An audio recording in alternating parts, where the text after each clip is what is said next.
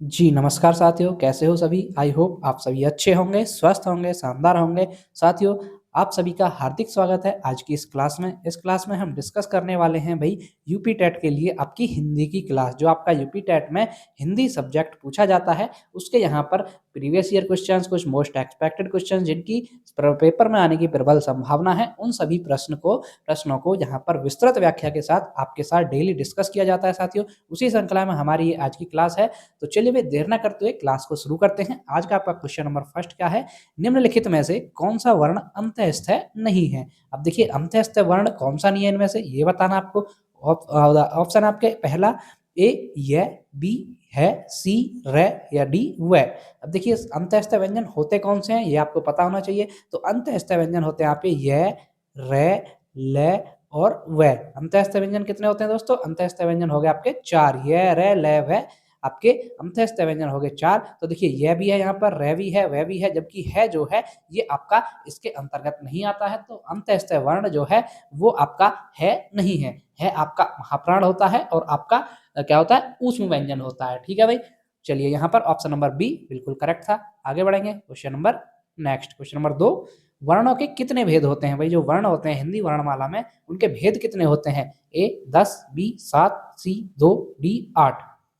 तो देखिए वर्णों के जो भेद होते हैं, वर्णों के भेद होते हैं दो। क्या होते हैं? दो। कौन कौन से होते हैं भाई? एक तो होता है आपका स्वर, भाई स्वर होते हैं, और आपका होता है व्यंजन। क्या होता है दोस्तों?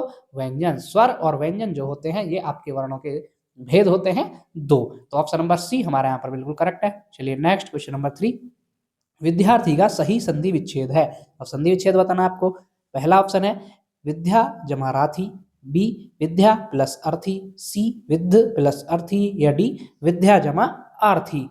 तो देखिए विद्यार्थी का जो सही संधि विच्छेद है वो है आपका विद्या जमा अर्थी। क्या हो जाएगा भाई? विद्या धन अर्थी आपका बन जाएगा विद्यार्थी। तो ऑप्शन नंबर बी हमारा यहाँ पर बिल्कुल सही होता है। और साथियों आपको कमेंट में बताना है कि जो विद्यार्थी विद्या धन अर्थी है, विद्यार्थी शब्द है, इसमें कौन सी संधि है? तो इसका संधि विच्छेद हो गया। कमेंट में बताना है कि इसमें कौन सी संधि होगी। ठीक है दोस्तों, चलिए नेक्स्ट बढ़ेंगे क्वेश्चन नंबर 4। अपना पराया किस समास का उदाहरण है? जो अपना पराया है भाई ये शब्द, इसमें कौन सा समास होगा? ए द्वंद्व, बी द्विगु, सी बहुब्री या डी तत्पुरुष। तो देखिए जहां पर भी आपका योजक चिन्ह आ जाए, क्या आ जाए भाई? ये डैश जो होता है ये योजक चिन्ह होता है, और जो पद होते हैं ये कैसे हो जाए? एक दूसरे के अपोजिट हो जाए। जहां पर आपका योजक चिन्ह आ जाए और ये जो दोनों पद हैं ये एक दूसरे के अपोजिट हो जाए, वहां आपका समास होता है आपका कौन सा भाई? द्वंद्व समास। कौन सा होता है दोस्तों? वहां होता है आपका द्वंद्व समास। यानी कि देखिए योजक चिन्ह आए और दूसरे एक दूसरे के अपोजिट हों, तो वो आपका द्वंद्व समास का उदाहरण होता है। ऑप्शन नंबर ए हमारे यहाँ पर बिल्कुल सही है। चलिए नेक्स्ट क्वेश्चन नंबर 5। शीश का तत्सम क्या है? भाई जो शीश शब्द होता है इसका तत्सम बताना आपको। ए शीशा, बी शीर्ष, सी सिरा या डी शीर्षक। तो देखिए शीर्ष का जो तत्सम हो जाएगा वो हो जाएगा भाई शीर्ष। क्या हो जाएगा दोस्तों? वो हो जाएगा शीर्ष। तो ऑप्शन नंबर बी हमारे यहाँ पर बिल्कुल करेक्ट होता है। चलिए भाई नेक्स्ट बढ़ेंगे क्वेश्चन नंबर 6 की तरफ। अस्त का विलोम क्या होगा? जो अस्त शब्द है इसका विलोम बताना है अभी आपको। अस्त का विलोम क्या होगा? ए हृदय, बी उदय, सी मस्त या डी व्यस्त। तो देखिए अस्त मतलब क्या होता है? अस्त मतलब होता है छिपना एक तरह से, है ना। जैसे सूर्य कहते हैं भाई सूर्य अस्त हो रहा है, सूर्य छिप रहा है, तो उसका विलोम क्या हो जाएगा? उदय होना, है ना भाई, छिपना और उदय होना। तो ऑप्शन नंबर बी हमारे यहाँ पर बिल्कुल करेक्ट होगा। उदय। अस्त का विलोम क्या हो जाएगा भाई? उदय हो जाएगा। 6 का ऑप्शन नंबर बी बिल्कुल करेक्ट होता है। चलिए नेक्स्ट बढ़ेंगे क्वेश्चन नंबर 7। 7 क्या है आपका? इनमें से तुरंग का पर्यायवाची है। जो तुरंग शब्द है इसका पर्यायवाची बताना है आपको। ए बाजी, बी अंबुधर, सी विजन या डी किंकर। तो देखिए तुरंग शब्द जो है इसका आपका पर्यायवाची है बाजी। क्या है भाई?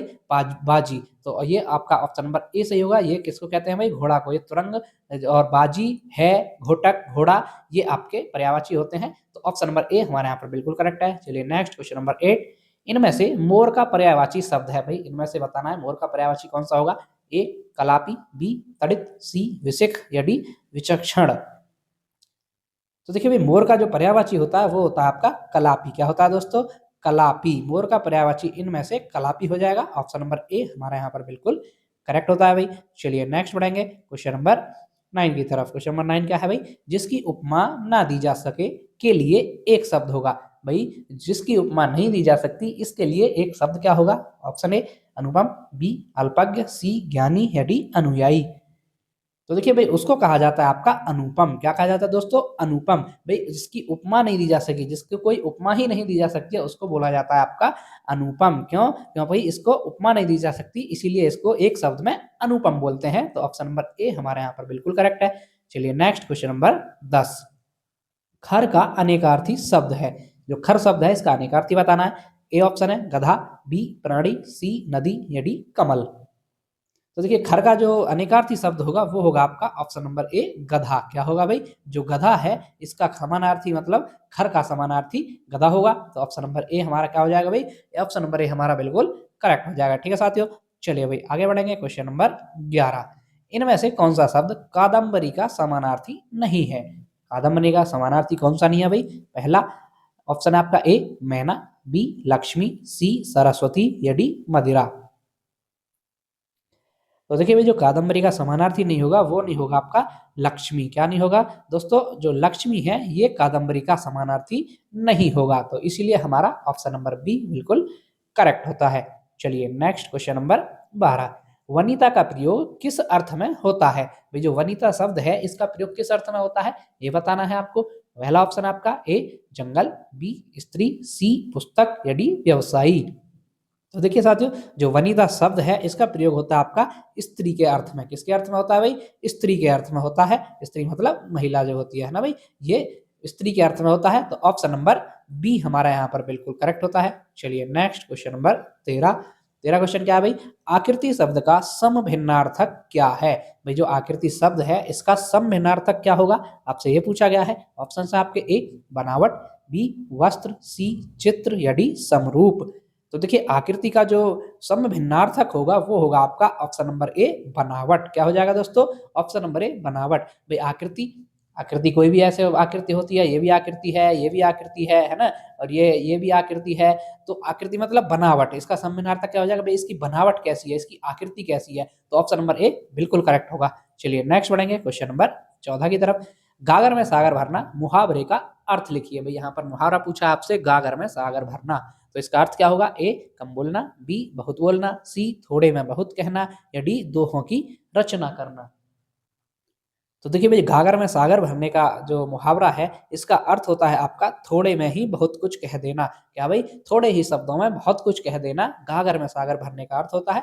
ऑप्शन नंबर सी हमारा बिल्कुल करेक्ट होता है। चलिए नेक्स्ट क्वेश्चन नंबर 15। संज्ञा का भेद नहीं होता है। भाई संज्ञा का भेद कौन सा नहीं है इनमें से ये पूछा आपसे। ए व्यक्तिवाचक, बी जातिवाचक, सी निजवाचक या डी भाववाचक। तो साथियों देखिए संज्ञा का भेद यहाँ पर नहीं है। कौन सा नहीं है भाई? निजवाचक। क्या नहीं है? निजवाचक। जबकि व्यक्तिवाचक संज्ञा होती है, जातिवाचक संज्ञा होती है, भाववाचक संज्ञा होती है, द्रव्यवाचक संज्ञा होती है ना। जब लेकिन निजवाचक संज्ञा नहीं होती है। निजवाचक आपका सर्वनाम होता है। ये किसका उदाहरण है भाई? ये आपका सर्वनाम का उदाहरण। ठीक है दोस्तों, निजवाचक जो है आपका संज्ञा का भेद नहीं होता है, सर्वनाम का भेद होता है। ऑप्शन नंबर सी हमारा यहाँ पर बिल्कुल करेक्ट है। चलिए नेक्स्ट क्वेश्चन नंबर 16। बाधा डालना मुहावरे का अर्थ क्या होता है? भाई बाधा डालना ये मुहावरा है, इसका अर्थ क्या होगा? ए पाला पड़ना, बी दांतों में जीभ होना, सी बरस पड़ना या डी रोड़ा अटकाना। भाई बाधा डालना का अर्थ हो गया रोड़ा अटकाना। भाई रोड़ा अटकाना भी वही होता है ना भाई, किसी की कार्य में कोई बाधा डाल दिए, कोई रोड़ा अटका दिया तो क्या हो जाएगा भाई? बाधा डाल दी उसने, रोड़ा अटका दिया उसके कार्य में। तो ऑप्शन नंबर डी हमारा यहाँ पर बिल्कुल करेक्ट होता है। चलिए नेक्स्ट क्वेश्चन नंबर 17। निम्न में कौन सा पुल्लिंग शब्द है? अब इनमें से पुल्लिंग शब्द कौन सा है ये छांटना आपको। ऑप्शन है आपका ए दया, बी माया, सी भाषा या डी आभार। तो देखिए पुल्लिंग शब्द आपको जब भी स्त्रीलिंग पुल्लिंग आए तो आप जो शब्द दिए गए होते हैं उनका वाक्य प्रयोग करिए अपने मन में। अगर वो स्त्रीलिंग का बोध देता है तो स्त्रीलिंग शब्द है, और पुल्लिंग का बोध देता है वो पुल्लिंग शब्द है। बहुत आसान तरीका है इनको छांटने का। तो देखिए यहाँ पर जो पुल्लिंग शब्द है वो है आपका ऑप्शन नंबर डी आभार। कि मैंने उसका आभार प्रकट किया या उसने मेरा आभार प्रकट किया, है ना। किसका बोध हुआ? पुल्लिंग का बोध हुआ। जैसे भाषा, भाई उसकी भाषा अंग्रेजी है ना, उसकी आई ना भाषा, उसकी भाषा अच्छी नहीं है ना, तो स्त्रीलिंग का बोध हुआ। ऐसे ही माया, ऐसे ही दया, उस जीवों पर उसने दया करी। दया करा थोड़ी है कि दया करा, दया करी तो क्या आया? स्त्रीलिंग का बोध हुआ। जबकि आभार जो है यहाँ पर पुल्लिंग का बोध हो रहा है, तो हमारा पुल्लिंग शब्द है। ऑप्शन नंबर डी यहाँ पर बिल्कुल करेक्ट है। चलिए नेक्स्ट क्वेश्चन नंबर 18। निम्नलिखित में से कौन सा शब्द स्त्रीलिंग है? अब स्त्रीलिंग शब्द छांटना है। अभी वहां पर आपने पुल्लिंग छाटा था पिछले क्वेश्चन में, इसमें स्त्रीलिंग छांटना है। ए कृपा, बी मित्र, सी कार्य या डी त्योहार। तो देखिए यहाँ पर स्त्रीलिंग शब्द जो है वो है आपका कृपा। क्या है हो जाएगा दोस्तों? कृपा। जो कृपा शब्द है ये आपका स्त्रीलिंग शब्द है यहाँ पर, जबकि मित्र, कार्य, त्योहार ये आपके पुल्लिंग शब्द हैं। तो ऑप्शन नंबर ए हमारे यहाँ पर बिल्कुल करेक्ट है।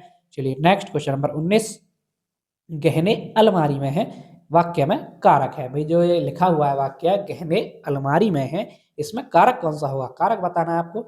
ए करण कारक, बी अधिकरण कारक, सी संबंध कारक या डी अपादान कारक। तो देखिए जहां पर भी आपके में पर ये कारक चिन्ह आ जाए, यहाँ पर क्या आ रहा है? में आ जाए और पर कारक चिन्ह आ जाए आपका जहां पर भी, वहां कौन सा कारक होता है भाई? वहां होता है आपका अधिकरण कारक। क्या होता है दोस्तों? अधिकरण कारक। तो ऑप्शन नंबर बी हमारे यहाँ पर बिल्कुल करेक्ट होगा कि गहने अलमारी में है ना। जैसे अलमारी में है तो मैं आया कारक चिन्ह, तो क्या हो गया? अधिकरण कारक। तो ऑप्शन नंबर बी बिल्कुल करेक्ट है। चलिए नेक्स्ट क्वेश्चन नंबर 20। अब देखिए भाई, बिल्ली छत से कूदी या बिल्ली छत से कूद पड़ी, कौन सा कारक होगा इसमें? ए अधिकरण कारक, बी कर्म कारक, सी संप्रदान कारक या डी अपादान कारक। भाई बिल्ली छत से कूद पड़ी, किससे कूद पड़ी? छत से कूद पड़ी। किसका बोध हो रहा है? अलगाव का। छत से अलग हुई, भाई छत से कूद गई, वो छत से अलगाव हुआ, उसका अलगाव का बोध हुआ किसके द्वारा? से के द्वारा। जहां भी आपका से कारक चिन्ह के द्वारा अलगाव का बोध होता है वहां आपका अपादान कारक होता है। कौन सा कारक होता है दोस्तों? अपादान कारक होता है। तो ऑप्शन नंबर डी हमारे यहाँ पर बिल्कुल करेक्ट होगा। क्या होगा भाई? ऑप्शन नंबर डी अपादान कारक। चलिए भाई नेक्स्ट बढ़ेंगे, क्वेश्चन नंबर 21, कोई आदमी आया है, वाक्य में प्रयुक्त विशेषण है। भाई ये वाक्य है कोई आदमी आया है, इसमें आपका विशेषण बताना है कि कौन सा विशेषण है। ए अनिश्चयवाचक, बी निश्चयवाचक, सी प्रश्नवाचक या डी संबंधवाचक। तो देखिए कोई आदमी आया है, इसमें जो विशेषण होगा वो होगा अनिश्चयवाचक। क्या हो जाएगा भाई? अनिश्चयवाचक, क्योंकि यहाँ पर निश्चित नहीं है कौन आया है, कोई आया है ना, निश्चित नहीं है, इसलिए अनिश्चयवाचक हो जाएगा। ऑप्शन नंबर ए हमारे यहाँ पर बिल्कुल करेक्ट है। चलिए नेक्स्ट क्वेश्चन नंबर 22, निम्नलिखित में से सकर्मक क्रिया छांटिए। अब आपको सकर्मक क्रिया छांटनी है भाई। क्रिया सकर्मक कर्म के आधार पर सकर्मक और अकर्मक होती है, तो यहाँ पर आपको सकर्मक क्रिया छांटनी है। पहला ए है आपका चलना, बी सोना, सी मुस्कुराना या डी लिखना। तो देखिए भाई यहाँ पर आपका जो सकर्मक क्रिया होगी वो होगी आपकी लिखना। क्या हो जाएगी भाई? लिखना। यानी सकर्मक मतलब कर्म की प्रधानता हो, जहां पर कर्म उपलब्ध हो। आपकी जो चलना फिरना, सोना, हंसना, गाना, पीना, ये जो क्रियाएं होती हैं ये आपकी अकर्मक क्रियाएं होती हैं। कौन सी होती है दोस्तों? ये अकर्मक क्रिया होती है। जबकि लिखना हो जो है आपका, ये कर्म हो रहा है यहाँ पर, तो ये आपकी सकर्मक क्रिया है। ऑप्शन नंबर डी हमारा बिल्कुल करेक्ट होता है। चलिए नेक्स्ट क्वेश्चन, क्वेश्चन नंबर 23, निम्न में प्रेरणार्थक क्रिया है। अब यहाँ पर प्रेरणार्थक क्रिया कौन सी है भाई? ए ऑप्शन उठना, बी चमकना, सी गिराना या डी देना। तो देखिए जो प्रेरणार्थक क्रिया होती है वो एक तरह से होती है किसी द्वारा काम करवाया जाना। जैसे यहाँ पर क्या है? गिराना। क्या हुआ? उसने उसको गिरवाया, या ऐसे ऐसे बोल देते हैं। तो गिराना जो शब्द है यहाँ पर, जो क्रिया है, ये आपकी प्रेरणार्थक क्रिया है। तो ऑप्शन नंबर सी हमारे यहाँ पर बिल्कुल करेक्ट है। चलिए भाई नेक्स्ट बढ़ेंगे, क्वेश्चन नंबर 24, सीता सो रही थी, वाक्य का काल है। भाई सीता सो रही थी, जो ये वाक्य है इसमें काल बताना है। कौन सा काल होगा? ए सामान्य भूत, बी पूर्ण भूत, सी अपूर्ण भूत या डी संदिग्ध भूत। तो देखिए सीता क्या कर रही थी भाई? सो रही थी। वहां पर पूरा नहीं हुआ कार्य, वो सो रही थी, तो वो क्या हुआ? अपूर्ण भूत थी है, तो भूतकाल तो होगा ही, लेकिन वो कैसा है? अपूर्ण भूत है, कंप्लीट नहीं हुआ, पूरा नहीं हुआ। तो ऑप्शन नंबर सी यहाँ पर बिल्कुल सही होगा। क्या हो जाएगा भाई? अपूर्ण भूत हो जाएगा। ऑप्शन नंबर सी बिल्कुल यहाँ पर करेक्ट जवाब है। चलिए नेक्स्ट क्वेश्चन नंबर 25, सीमा तेज चलती है, वाक्य में डैश डैश क्रिया विशेषण है। भाई सीमा तेज चलती है जो वाक्य है इसमें क्रिया विशेषण बताना है। ए तेज, बी है, सी सीमा या डी चलती। तो देखिए क्रिया विशेषण क्या होता है? जो क्रिया की विशेषता होता है। किसकी बताता है भाई? क्रिया की विशेषता। यहाँ पर क्रिया क्या है? चलना। सीमा क्या कर रही है? चल रही है, तो क्रिया क्या हुई? चलना। अब चलती कैसे है? वो तेज चलती है, तो चलने की विशेषता क्या हुई? तेज। क्या हुई भाई? तेज। सीमा कैसे चलती है? तेज चलती है। तो ऑप्शन नंबर ए सही होगा यहाँ पर। जो तेज है, ऑप्शन नंबर ए, ये आपका क्रिया विशेषण शब्द है। चलिए नेक्स्ट क्वेश्चन नंबर 26, परिक्रमा में उपसर्ग है। अब यहाँ पर उपसर्ग बताना है। ए आ, बी पै, सी पर या डी परी। तो देखिए परिक्रमा में परी प्लस क्रमा आपका मिलकर के बनेगा परिक्रमा, उपसर्ग आपका परी हो जाएगा इसमें। ऑप्शन नंबर डी हमारा यहाँ पर बिल्कुल करेक्ट जवाब है। उपसर्ग क्या होते हैं भाई? वो शब्दांश जो किसी शब्द के शुरुआत में लग करके उनका या तो आंशिक परिवर्तन करते हैं, पूर्णतः परिवर्तन कर देते हैं उसमें, वो आपके उपसर्ग कहलाते हैं। तो ऑप्शन नंबर डी यहाँ पर परी जो है वो बिल्कुल सही जवाब है। चलिए नेक्स्ट क्वेश्चन नंबर 27, अनुकरणीय शब्द में कौन सा प्रत्यय लगा है? जो अनुकरणीय शब्द है इसमें प्रत्यय कौन सा होगा भाई? ए अनु, बी णीय, सी नीय या डी ईय? तो देखिए अनुकरण प्लस ईय क्या होता है? ये शब्द अनुकरण, अनुकरण प्लस ईय ये शब्द होता है भाई, अनुकरण प्लस ईय। तो ऑप्शन नंबर डी बिल्कुल करेक्ट है। यहाँ पर ईय जो है यहाँ पर ये प्रत्यय है। ऑप्शन नंबर डी बिल्कुल सही जवाब है। चलिए नेक्स्ट क्वेश्चन नंबर 28, श्रृंगार रस का स्थायी भाव है। जो श्रृंगार रस है हमारा, इसका स्थायी भाव क्या होता है भाई? ए शोक, बी रति, सी हास या डी उत्साह। तो देखिए श्रृंगार रस का स्थायी भाव होता है आपका रति। क्या होता है भाई? श्रृंगार रस का स्थायी भाव आपका रति होता है और श्रृंगार रस को रसराज भी कहा जाता है। ठीक है दोस्तों, चलिए ऑप्शन नंबर बी यहाँ पर बिल्कुल करेक्ट हो गया। नेक्स्ट बढ़ेंगे क्वेश्चन नंबर 29, संचारी भावों की कुल संख्या है। जो संचारी भाव होते हैं आपके, उनकी कुल संख्या कितनी है भाई? ए 8, बी 9, सी 33 या डी 36। तो देखिए संचारी भाव जो है वो उनकी संख्या है आपकी 33। कितनी है भाई?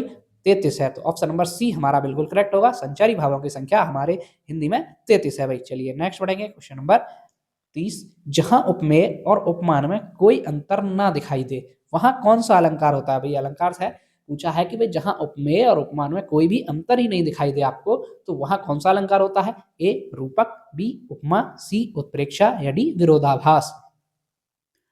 तो देखिए उपमेय उपमान में कोई भी अंतर नहीं दिखाई दे उसको बोला जाता है आपका रूपक। क्या बोला जाता है भाई? रूपक अलंकार। वो होता है आपका रूपक अलंकार। उपमा जहां उपमेय में उपमान के बोध होता है, उपमेय उपमा दी जाती है, उपमा अलंकार होता है। उत्प्रेक्षा जहां मनु मनहु जानो जनहु ये आपके शब्द आते हैं, मान लिया जाता है, तो वहां आपका उत्प्रेक्षा अलंकार। विरोधाभास जहां विरोध प्रकट होता है विरोधाभास होता है। तो ऑप्शन नंबर ए रूपक अलंकार यहाँ पर बिल्कुल करेक्ट होता है। ठीक है साथियों, तो ये थी हमारी आज की क्लास। आपको क्लास कैसी लगी कमेंट करके जरूर बताइएगा। जो भी साथी चैनल पर पहली बार आए हैं कृपया चैनल को सब्सक्राइब कर लीजिएगा ताकि ऐसी ही इंफॉर्मेटिव क्लासेस आपको डेली मिलती रहें। तो चलिए भाई मिलते हैं नेक्स्ट वीडियो के साथ, तब तक के लिए धन्यवाद। जय हिंद साथियों।